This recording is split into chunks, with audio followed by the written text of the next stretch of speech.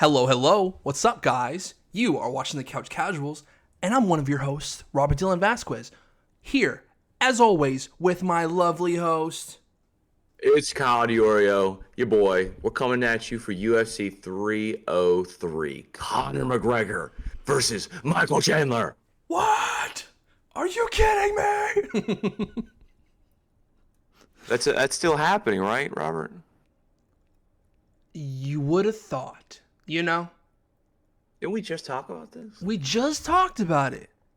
And I think the day we uploaded the podcast, there were rumblings. There were rumblings in the rumors in the MMA community of, oh, they're reaching out for other options or. I know.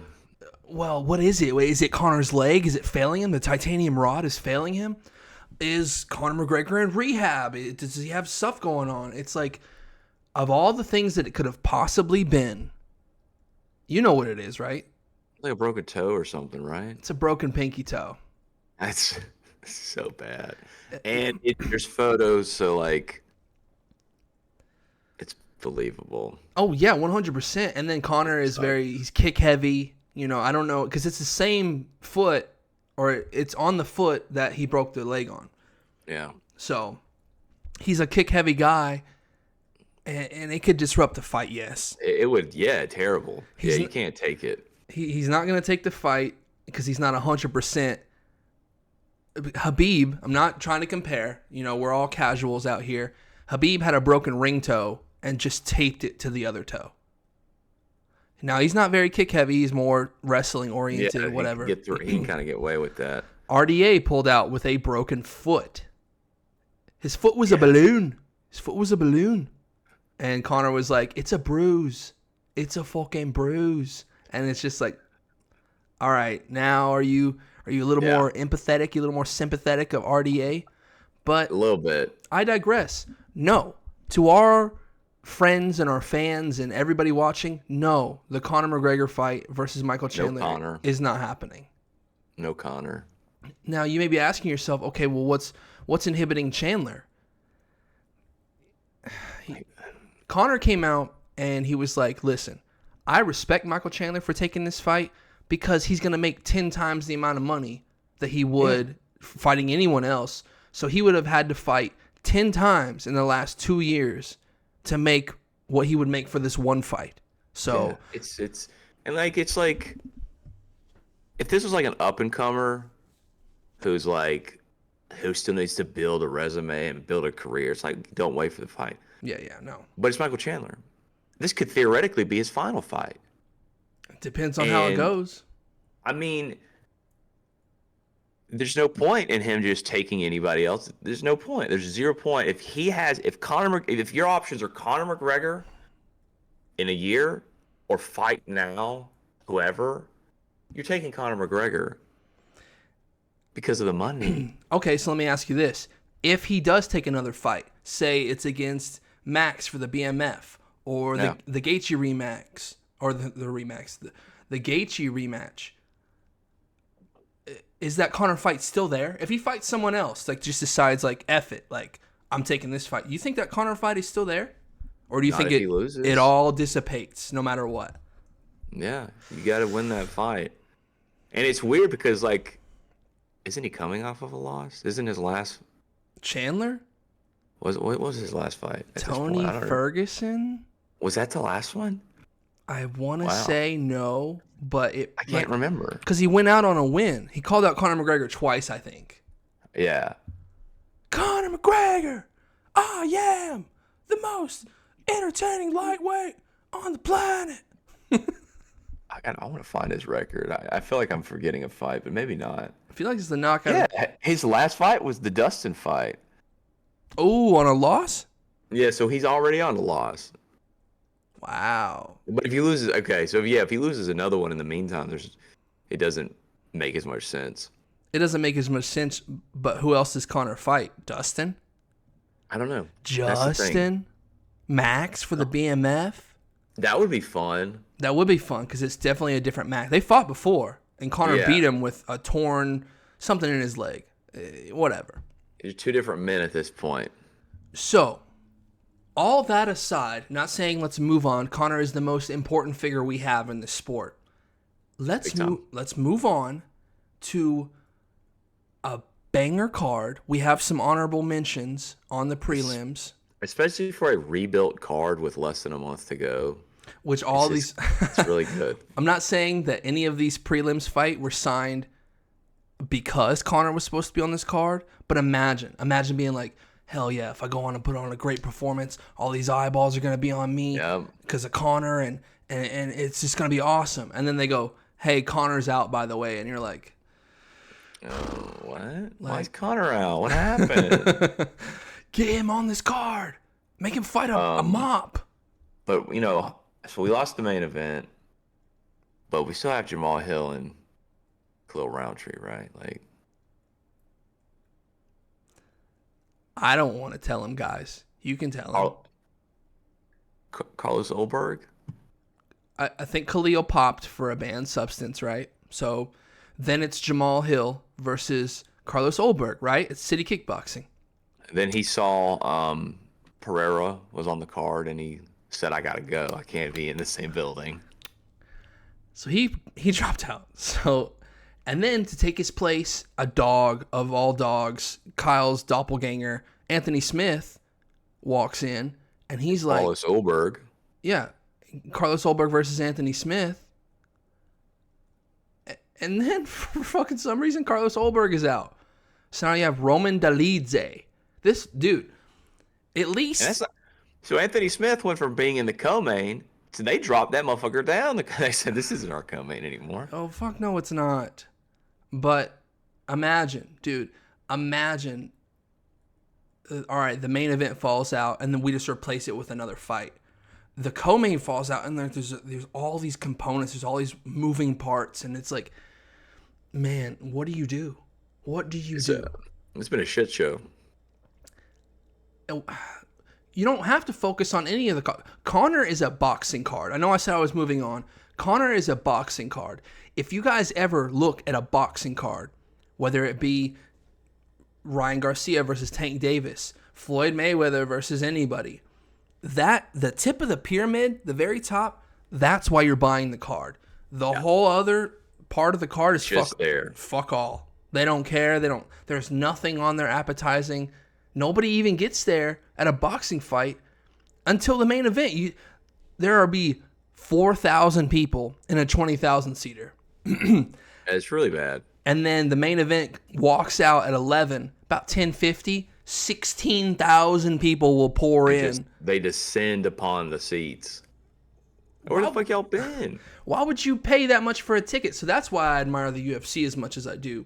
You can get there from the very first fight and then watch the whole card. Yeah, and you're usually getting bangers across the board, usually.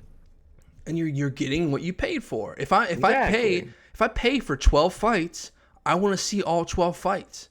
If I pay for a pay-per-view and I pay for one major fight, yes, what? I'm seeing it as, all these other fights are just an appetizer for... No. You get bored to sleep. And then they're not walking out till 1 in the morning. Get out of here, bro. Yeah. So Conor, in the past, Conor and Cowboy Cerrone. That was not a good card. You look at that card and you're like, I'm paying for this? Yeah, that's a fight night even for Conor. Like, I love Cowboy. Sure. He was not in main event shape at that point in his career. He's admitted himself he didn't even want to be there under the brightest lights. I'm like, what are you doing this for? Why? I don't know, man. And then that's not up to, for me or you or any of our casuals to decide. But luckily, this card was saved. And this card is in good shape, dude. So... very good shape. I think that... was the day saved? Is this going to be the caliber of a Conor McGregor card?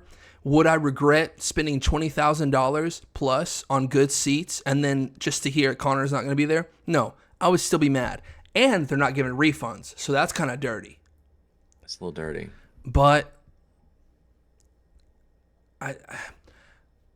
Okay. I'm getting lost and I'm getting sidetracked. If you were to buy tickets to Alex versus Yuri 2, the initial ticket price would not be 20 grand. So No. why not at least refund the difference? They could, but I guarantee when you click all those agree to things, Oh, one of the things is going to say something along the lines of this card is subject to change, and we don't reserve the right to pay anything. So it's like, it's the risk you can take buying a Connor. And at least this one was weeks out. 3 weeks out? It was when all this chaos went down like a week ago. So 2 or 3 weeks out.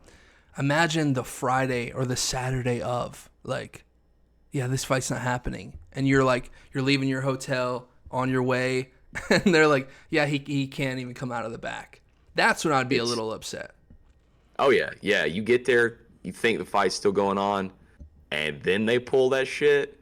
Ooh boy. So That would suck.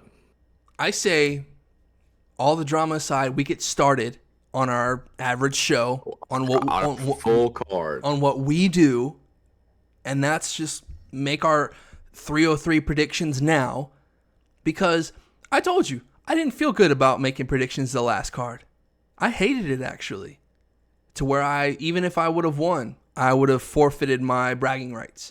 But on this show, we make our predictions, and whoever is the most right on the most amount of fights is the least casual. Hey, whoa, what are you pointing to yourself? I'm currently the champion. He is Of the casuals. He's the casual champion, but not for long, because this fight, I got some stuff cooked up for you. We are going to give some honorable mentions on the prelims, but as far as breaking it down, there's only been one card that we've broke down all of the fights, and that was 300. So for the next couple pay-per-views, it will always just be the main card. Yeah, that was a special case. We talk about. Well, we can shout some folks out though. Like we can give them a little love on the undercard. You know, we got our boy Cub Swanson fighting. Who's he on fighting? The prelims. Andre Fili? Andre Fili. Andre Touchy Fili. I'm telling you. Early prelims has Michelle Watterson Gomez, or the Karate Hottie, Mommy, whatever, something like that. I don't know. Andre Arlovsky, which is crazy to see that man is still fighting. The oldest vet in the game, bro. Dude, how old is he now? 57? No, not 57. I'm willing to bet he's older than 43. He's got to be. What you guys got? Let's look it up. You think he's older or under? Type your names, type your ages in the comments below before I say this. Yeah, we'll see. Pause. Just pause. You can pause. Just pause. Type a number. See if you're right. He is 45 years old and still fighting. That's crazy. Why is he even still fighting? That's what he does, man. That's who he is. What is that guy supposed to go work at a Brewster's now? I mean, he's on a 3-5 losing streak. Hey, man. He can go as long as he wants to. Shout out. I need you to look at this kid up. The Talbot kid. The Talbott. Yeah. He is the Peyton next. Talbot. He's the next big thing, dude. He's only been training for like 3 years, I think. 3 or 4 years. 2 fights in the UFC currently. How old is he? I'll have to Google. He's 8-0. I know that much. I think he started training at like 18 or 19. He's 25 currently, so he's very young. Very young, very green, but this kid, he's the next big thing, man. I'm telling you. I'm hopping on the bandwagon right now. All right, we'll see how he goes. We'll see how he does in the opener. Charles Air Jourdain is also fighting on this card. Like you said, Cub Swanson, Andre Touchy Fili, and then Joe Pyfer. Believe and names. Be like Joe Pyfer. I don't know if Barry Alt is going to be able to withstand his momentum or his power, but I think Joe Pyfer's coming off a loss, if I'm not mistaken. Check. Joe Pyfer is, oh my goodness, if you'll work for me, please. Yeah, I'm here, bro. We're all here for you, Kyle. He is coming off a loss to Jack Hermanson. So it's not a bad name to have lost to on your way up. It could have shot him into the, Yeah, that would have probably pushed him pretty far, but I know it was a unanimous decision loss. He didn't get knocked out or tapped or whatever. But yeah, I mean, there's a lot of good names on this card. There really are, from top to bottom. And before we get into the main card, Sure. I want a follow-up question on something we talked about last time. Mm-hmm. Are we still hand KO-less since the new gloves? 5 KOs via hands. Sergey Pavlovich fought Alexander Volkov the other night. Sergey doesn't go the distance. No. He got a little salty, too. He got very salty. But he pushed our boy after the win. There was this tweet that said, oh, no, Sergey went to decision. These new gloves are cooked. He's not okay, he either gets knocked out by Tom Aspinall only, or he comes to do some damage, man. Yeah. That guy is a warrior. These new gloves, I'm not about them. I'm not. I wonder what about them is. What about them is preventing these? Is there more cushion? Is there? I don't get it. I don't even really know what they've changed. Islam, maybe it's just a superstition thing. Maybe it's just a coincidence thing. Because you look at, okay, there might be cards in the past that have gone, oh, we've went 3 cards without a knockout. Or you've seen a UFC card where from the prelims to the main event, it's all decisions. Yeah. So it's happened before. Just because it's old versus new gloves, I think it's just something something out of our control. Yeah, something weird. Maybe we'll see one this weekend. Hopefully we see one. Well. Are you ready to talk about our favorite fighter, CCMMA's Golden Boy? Meme of the year last year. He won a prestigious award from us. 2023's Meme of the Year, Ian Machado Gary. Hucko Gary, our boy. I think you're mispronouncing that, but Machucko? Machucko Gary.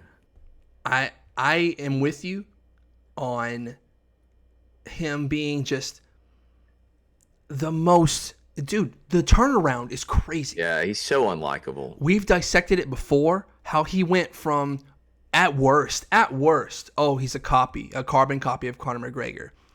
Now he's definitely his own guy. He's his own guy. He's definitely his own guy, but he is just... People are eating him alive. If there's a presser on Thursday for this card, he better be ready. He cannot pull out of another fight. He cannot not show up to a He's so unlikable. So unlikable. And he's usually a technical striker. Like when he fought D-Rod in Charlotte, we were at that fight. He called it. I'm going to hit him with the left head kick. Boom. Sunk it, TKO. Crowd goes crazy. That was a little premature before his downfall. That was right. We were still kind of cheering for him. That was right before the downfall began. And now he's fighting MVP. Off screen. Michael Venom Page, dude. He's next level. Dude, he came out and he whooped on Kevin Holland. He whooped up on Kevin Holland. He still got it. He's up there in age as well, but he's clearly still a competitor. 36, 37? Sounds about right. I'll look it up real quick. He's a point fighter, but that doesn't mean he doesn't have power. He can go. He can go with the best of them. And a lot of people after his Kevin Holland win were like, "Give him Wonder Boy." And I'm like, you need 37. You need a yin at 37? 37. You need, for that type of fighter, a yin and yang. You don't want the two counter strikers fighting. It's never going to be a good fight. No, ever. And so that's why I'm interested to see this fight, breaking it down, Ian Machado Gary versus Michael Venom Page. Just be Ian Gary. Just the Machado stuff, you're not fooling me. Your jiu-jitsu's not that great, all right? or we would have seen it before. Do you think Yeah, we'll see his jiu-jitsu this fight? it's possible. This is the first time we might see it, really. You So we'll think find out. you think MVP is going to turn Ian Gary into a grappler? I think he is. I hope he is. Have Well, you you know, I just want to see him get knocked out. I want to see MVP just knock him out in any fashion. have you seen the memes that he's been hitting Ian with? No, I don't think I have. So this is going to be very niche to some of us. So that episode of SpongeBob where there's a snail race, and SpongeBob he's acting like the coach with the mustache, and he's trying to train Gary to beat everyone in the in the snail race.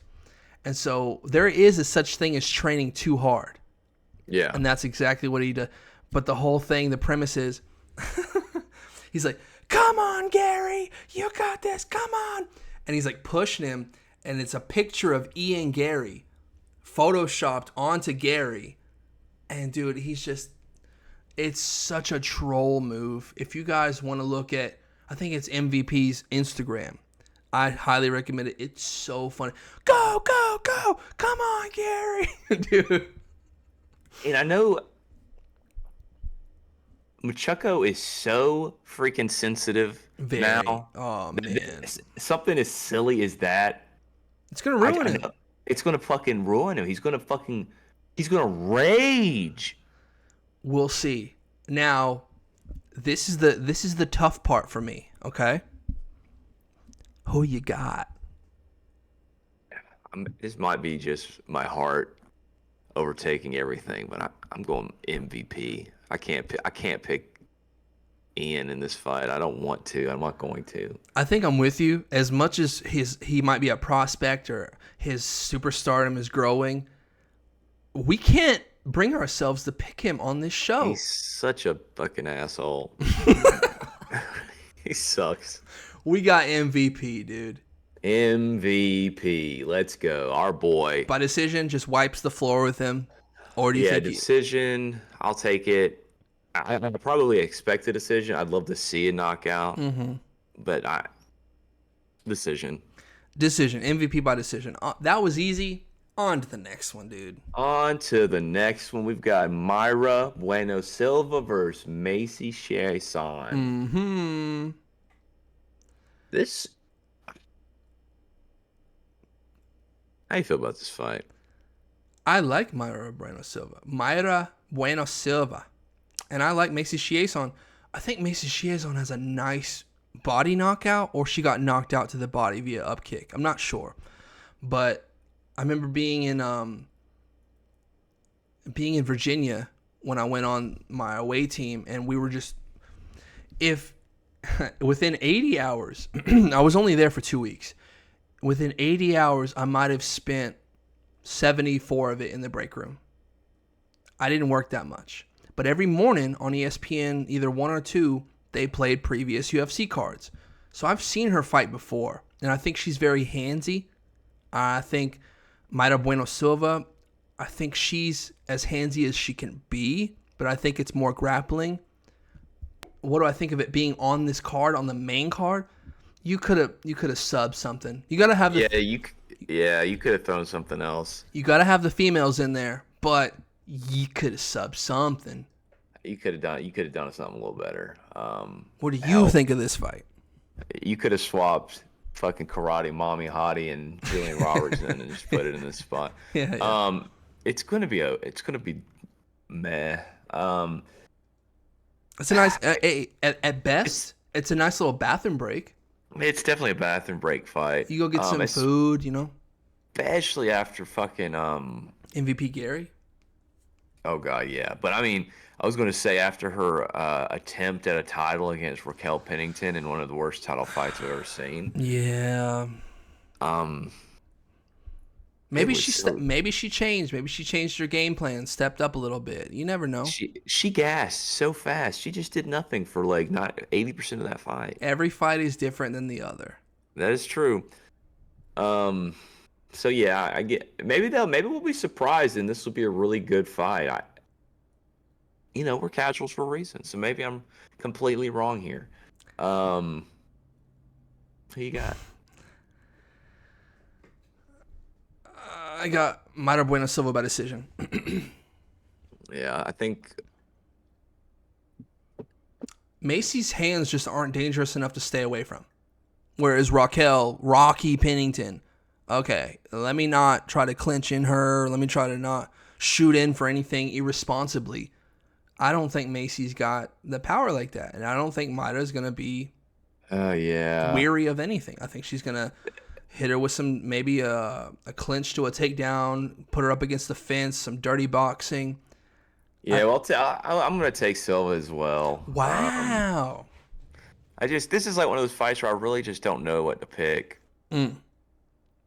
And I'm just going to I'll just take Silva because why not? I don't want to lose a point on a fight where I really am like, I don't fucking know. Up in the air. Yeah. All right, well, let's go on to the next one. Let's go on to the next one.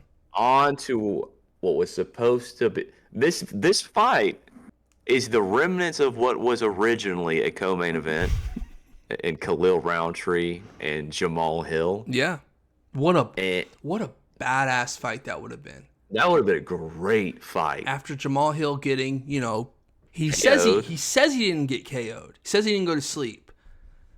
He went to sleep. Versus Alex Pereira. It took him a month and a half to like rebuttal the fight. Like, bro, you lost. It's over. You got knocked out and won. Yeah, it's okay. So that would have been a badass fight to turn around, take on Khalil. It would have been awesome. He was on a very steep climb. He's been around for a while, but I feel like he's hit like this streak lately where he's like flying up the ranks, and people are like, this is one of the most dangerous dudes in the division now. So just to quick breakdown, it was Jamal Hill, Khalil Roundtree. Mm-hmm. Roundtree is removed. Carlos Ulberg takes his spot. That's a pretty good fight still, I think. Yeah, for an up-and-comer in Carlos Ulberg. Yep. Alex Pereira takes the fight. Khalil gets scared. Or not Khalil. Jamal gets scared. He wants to leave the card. So Anthony Smith steps in to take on Carlos Ulberg. Still co-main event. Carlos Ulberg drops out. I don't really know. Why did he drop? I don't know if I saw. Or if I did, I just don't remember. I'm not sure. I didn't hear any rumblings of an injury or anything like that. So Carlos Ulberg's out. Roman Dolidze takes his spot, and they're like, "This is no longer a co-main event." No. Status, and we're just gonna drop that motherfucker down a slot. Not too much. Not too much. Just a slot. You're still clearly a main card fight. You're just not a co-main event fight. Now, Anthony Smith is facing Roman Dolidze. It's not an easy fight, man. No. So we'll see what Anthony Smith makes of this. I'm gonna go ahead and tell you, I always roll with my dog Anthony Smith, and that's what I'm gonna continue to do. I'm going with Anthony. Dolidze's not got a hot record as of late. He's got 1-2 in his last 3. Mm-hmm. Oh, brother. What? What? I don't want to pick Anthony Smith. Why? I'm just not a big fan of the man. He's kind of like come on, man. He's a gatekeeper. He's definitely a gatekeeper. But he's your boy, bro. He's like such a sore winner, sore loser type person. Man. It's not just him. It's not just him. It's not the guy he's facing, like he rubs it in. It's like everybody's like, nah, fuck this guy. He's out. He's out of title contention. He ain't worth this. He's fighting against every other thing that's going on, not just his opponent. Is this Roman Dolidze's first fight at light heavyweight? Probably with the amount of time. Yeah, I want to say he's, every fight he recently had been middleweight. All of a sudden he's moving up to light heavyweight. That's a big task, bro. It is. I'm going to go with Anthony Smith. I think he gets it done. Wow. Are we serious right now? Yeah, we have not split yet. So you got Anthony, I got Anthony. There's no need to, sit on this for a while. Split. Let's go to the new co-main. Was this fight already on the card, or is this a totally new fight? I actually don't even know. I think it's a totally new fight. I think it is, right? So our new co-main, and honestly could be a fucking absolute show stealer, is Brian Ortega versus Diego Lopez. the Diego Lopez train. Now Yeah. he hasn't always been on the winning end of the fights that we've seen him in, but I think we didn't hand out this award, but if we would have for the 2023 calendar year, I think he would have been the fastest rising like up and comer. Like for like a guy we really just knew nothing about, because Mm-hmm. I still remember to this day the very first fight we shit all over this guy because of his haircut, and he took it on short notice to fight Evloev and gave it to Evloev, Yeah. who is a featherweight number 5 in his debut, and has just gone on to finish the next 3 fights. Yeah, dude. He's no joke, dude. Diego Lopez is no joke. I fuck This with dude Diego is Lopez. Is on a rocket ship. Now he hit. Who was it? It was oh man, I was talking shit about watching him in a grocery store. I was watching him fight Edson Barbosa. What was it? I know what you're getting at here. It was the knockout with the uppercuts. Was it Yusuf? Yusuf, yes. Yeah. Finished Yusuf in round 1, dude. Knocked him silly, Super dude. Sadiq. Super Sadiq. Yeah. Super sorry you didn't win. Anyways, knocked him out. Boom, uppercut. Boom, uppercut. And you watch previous fights of Sadiq fighting, and he just gets hit with just all the mollywhoppers possible. I don't know what Diego has in his hands. Fuck, dude. He's got something. That being said, he's going against one of the top perennial featherweights. We're talking a guy who's been literally, if it wasn't for being in the division with Max Holloway and Alexander Volkanovski, 2 of the greatest of all time, he would be a champion. Like, he'd probably be a champion in any other division if he was there. Who are we talking Brian about? Ortega. T-City, dude. Himself. T-City, dude. It's a big time fight. It's a big time fight for Lopez. This is like, I mean, this is a steep change in competition. Let me ask you this. And I'm not saying that T-City caught Korean Zombie in his heyday, but Korean Zombie didn't get submitted by Brian Ortega, right? I don't think so. He got pieced the fuck up by Brian Ortega. A bald Brian. Oh, dude, the Ball Brian fight was It's nasty. It was very nasty, man, and like, it's been such a weird. He has a weird fight history where like he wins, he looks dominant, and then I'm gonna say he gets dominated, but he gets dominated by Max Holloway. That was bad. Then he dominates Chan Sung Jung. Then he gets dominated by Volkanovski. There were some moments. There was the guillotine. It was really tight, but like outside of that, I mean, he couldn't stand in between rounds practically. It didn't go his way. We'll say that. It didn't go his way. Which grappling does take a lot out of you. It takes a lot out of your arms. Yeah. Fills your muscles with blood, makes you slower.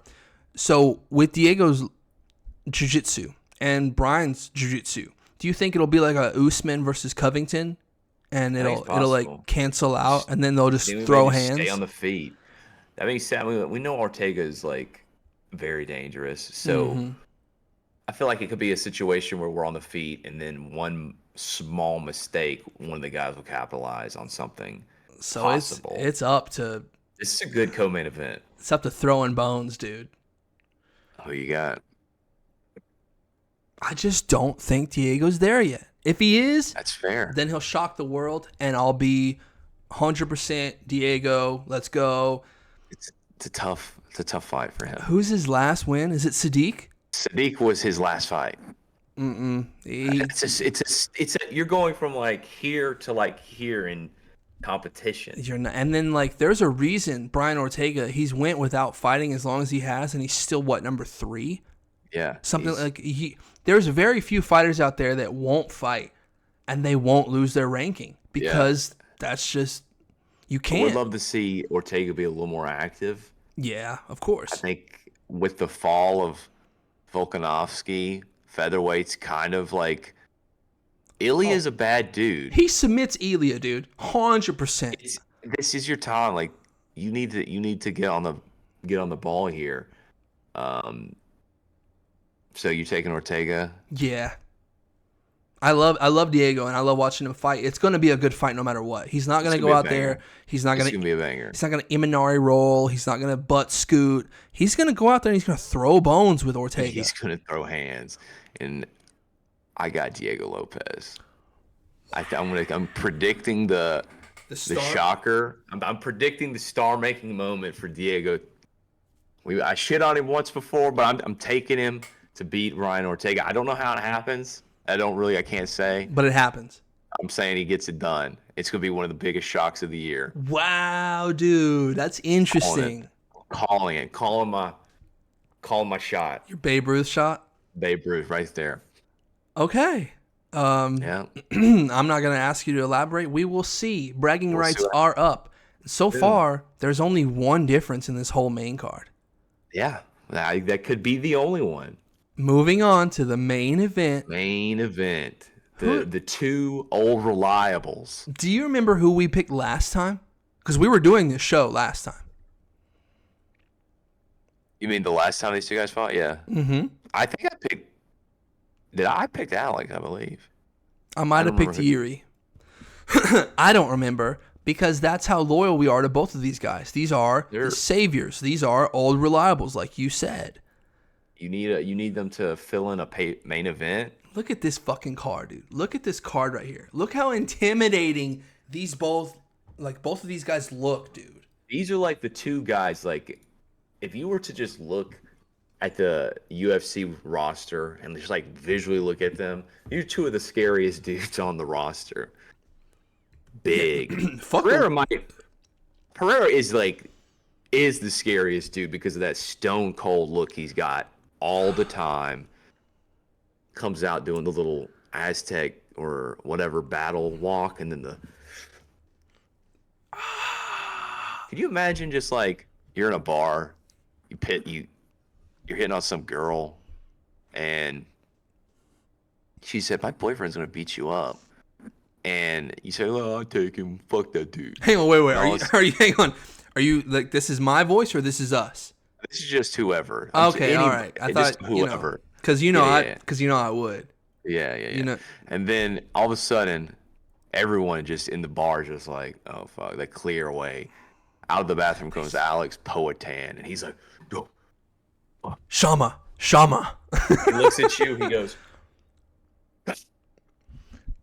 "You know what I do?" I'm shitting myself. I'm shitting my pants. No. I do the same thing Jamal Hill does. I go. And then you get knocked the fuck out. Yeah, 100%. I hope 100%. I hope that in that moment where I go to sleep, because I know I'm going to sleep. Oh, yeah. You come over and you go, "Hey, man, sorry. And you guys carry me out. You know what I'm saying? You wouldn't leave me there, right? No, I wouldn't leave you there. Okay. Alex seems like a good dude. You get knocked out. He helps me carry you out. Me and him become best friends. We leave you in a dumpster, and we just go have a very fun night. And you guys do CCMMA? Yeah, he's a new co-host on CCMMA. Shama MMA. Dude, Shama MMA, brought to you by Kyle DiOrio and Alex Pereira. Promo code Shama at DraftKings. That's Shama. Alex, you're always welcome on the show, obviously. I would never fight you, Alex. We'll give you the rights of this show. Yeah, dude. If you just want to be the star, the guy, it's your show. Imagine he walks out, CCMMA on his shorts. Dude. It'd be pretty big. It'd be pretty crazy. We would blow up overnight. Anyways. We would. I got Alex. I'm sorry, Yuri. I got Alex. I'm taking Alex. I think he gets it done again. I think very possible of a knockout. Yuri could be a year. I mean, Yuri was arguably winning up until the knockout of the first fight. He's as unorthodox as they come. It's very odd. So, like, this fight could be totally different. We'll just have to wait and see. I mean, anything can happen. You say that, and that's what worries me. Yuri is the kind of guy that will go shut himself in a room with no light for 3 days, no food. I think he does have water, but he just sits in a dark room, no sunlight for 3 days. And I'm not talking about like, oh, you can see the light under the crack. This is pitch black. And I don't even know how he showers. I don't know how he goes to the bathroom. I don't. He doesn't shower. Pitch black might room for 3 days. Himself. He's a. You might just walking in. All right, your time. Oh God. He's- There's shit and piss all in his room. That is a true samurai, bro. Yeah, he's a bad motherfucker. Like, it could very easily win this fight. So Yeah, but at 205, Alex is at 185. Him being as drained as he is, when you walk around from 220, 230, and you cut to 185, what is going on? How do you do that? A lot. And then you go, okay, well, I'm gonna gain 20 pounds and I'm gonna go up to 205. Okay, well, let me walk around 230, 240, cut to 205. You're like, brother, you're going to live to about 44 doing that. Dude. But he gets it done. Hands of stone, Poatan, dude.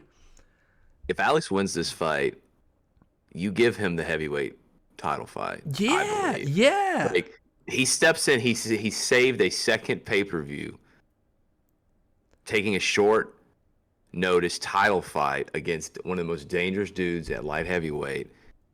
You've earned, normally I don't like the guys who just kind of jump right into going for I think Alex has earned it with the way his whole entire UFC career.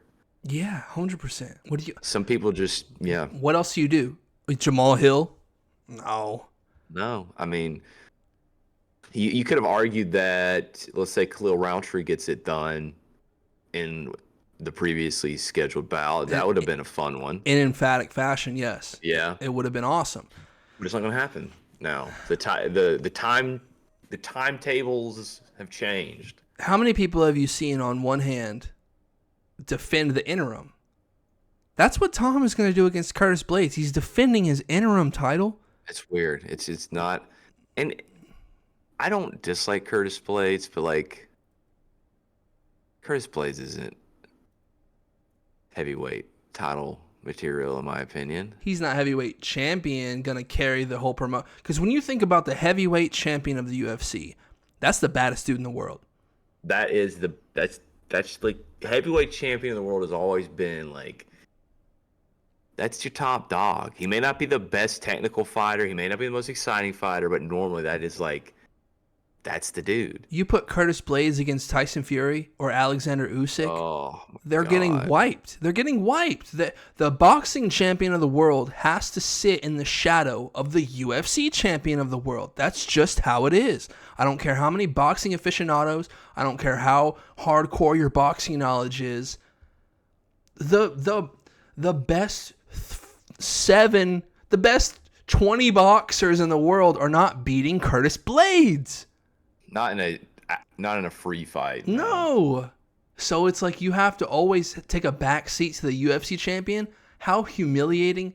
I worked so hard all my life to be a champion in this very limited sport that is just hands.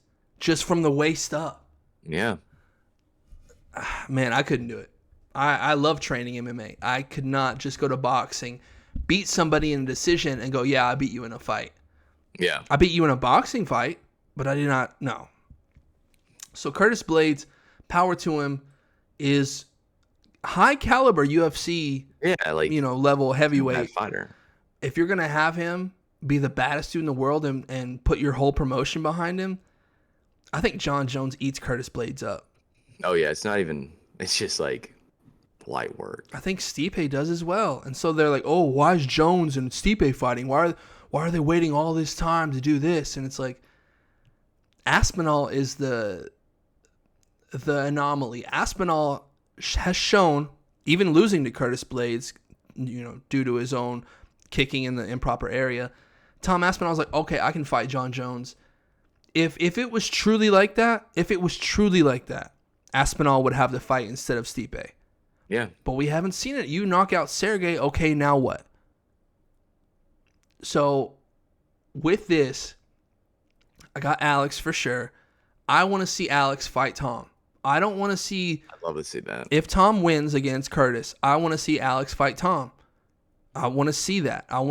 Now, Tom's got very good wrestling. Alex has very good kicks, knees, elbows, hands, Tom's got good hands. I can't say he doesn't because he knocked out Sergey Pavlovich. He clearly does.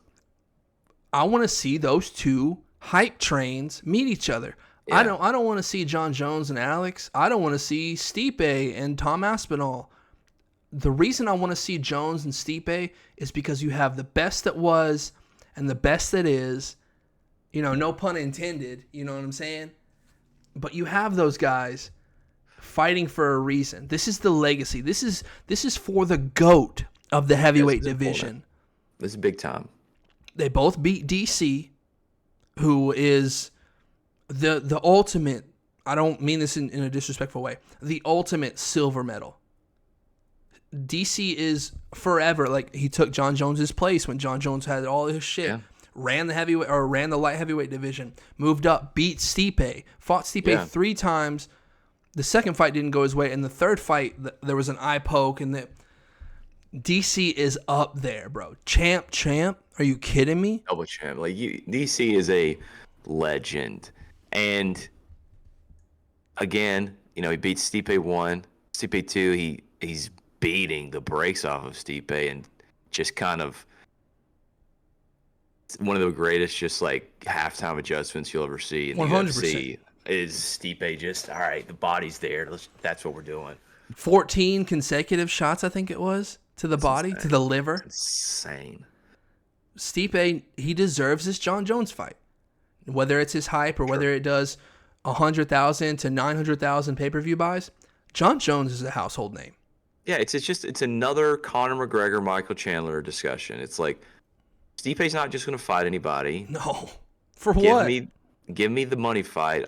This is probably this is guaranteed. Stipe wins or loses. It's probably his last fight. Yeah. John Jones outright said, I think this is his last fight. So, like... He teases. He's like, I would love the Aspinall fight. I would love the Pereira fight. Let's see what these guys do. Let's see if they can make me get out of bed in the morning. I doubt it. I mean, if Alex Poatan doesn't get you out of bed in the morning, I got a couple of shit. He'd probably put me back in bed, honestly. If he's going to put you back in bed. I'd be like, I don't want to go train today. For what? What am I going to run all these miles for? What am I going to do all these drills and footwork and all this stuff for just to get finished in the first round? Yeah. It's very depressing when you think about any fighter having a camp, even Yuri. Yuri is a samurai. Anybody who says he's not deserves exactly what they get. Yeah. Bad dude. But I got Alex. You got Alex? Alex. So we're splitting on only one fight. So one we have fight for bragging rights this week. Let us know in the comments what you guys think of the card, or like our boy Jeremiah, just give us the old Dustin Poirier. We love that stuff. We love the engagement. This is the only reason why we do this show is for the engagement. So hit that bell for the notifications. Hit the like, the subscribe, whatever you guys want to do. Do it. We're going to be here for every single pay-per-view card, whether you guys like it or not. We might not shine some light on the fight nights. That's not what our page is for.